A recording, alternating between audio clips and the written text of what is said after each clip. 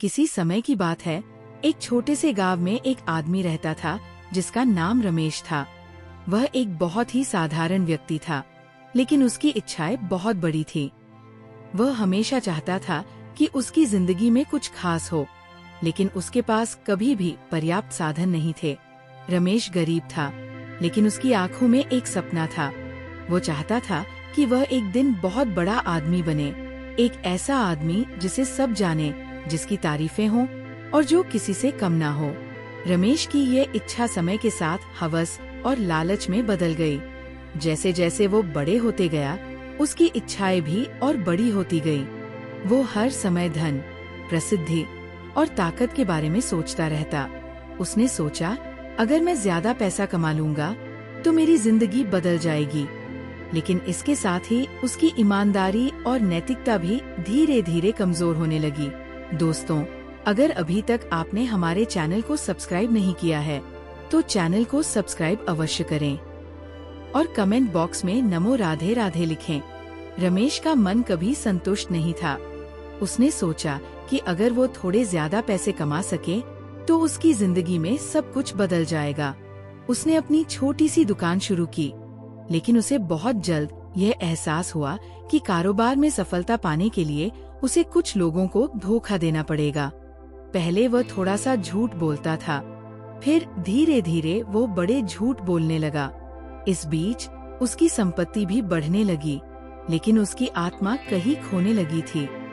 रमेश ने जब देखा कि दूसरों को धोखा देकर उसे फायदा हो सकता है, तो उसने इसे अपनी जिंदगी का हिस्सा बना लिया।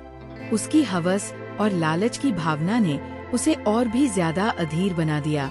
अब वह बस एक ही चीज चाहता था, ज्यादा से ज्यादा पैसा और ताकत। वह अब केवल अपनी ही सफलता के बारे में सोचता था और दूसरों की खुशियाँ उसे बेमानी लगने लगी। कई सालों बाद रमेश के पास बहुत पैसा था। वह महल जैसे घर में रहता था, शानदार कारों में घूमता था और हर किसी से उच्च दर्जे का व्यवहार करता था। लेकिन उसके भीतर एक खालीपन था। उसकी आत्मा ने उस संतुष्टि की तलाश छोड़ दी थी जो उसे कभी चाहिए थी।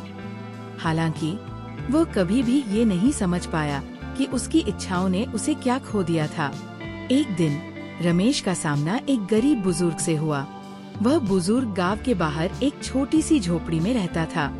उसने रमेश को देखा और कहा, बेटा, तुम धन और ताकत के पीछे भागते हो, लेकिन क्या तुम्हें कभी एहसास हुआ है कि असली सुख क्या है? रमेश ने हंसी उड़ाते हुए कहा, तुम क्या जानोगे सुख के बारे में? मेरे पास सब कुछ है, पैसा, नाम और सम्मान। बुजुर्ग ने धीरे से मुस्कुराया और कहा, तुम जितना ज्यादा दूसरों से छीनते हो, उतना ही तुम अपनी आत्मा से दूर होते जाते हो।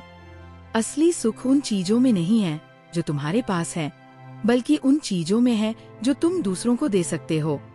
ये शब्द रमेश के दिल में गहरे तक उतर गए, लेकिन वो समझ नहीं पाया कि ये क्या मतलब था। कुछ महीने बाद रमेश को एक बड़ा ठेस लगा। उसका व्यापार अचानक से गिरने लगा और उसे भारी नुकसान हुआ। उसकी सारी संपत्ति और ताकत चंद महीनों में खत्म हो गई। वह फिर से उसी स्थिति में लौट आया जहां वो पहले था, गरीब, अकेला और बिना किसी उम्मीद के। अब उसके पास सिवाय खालीपन के कुछ नहीं था।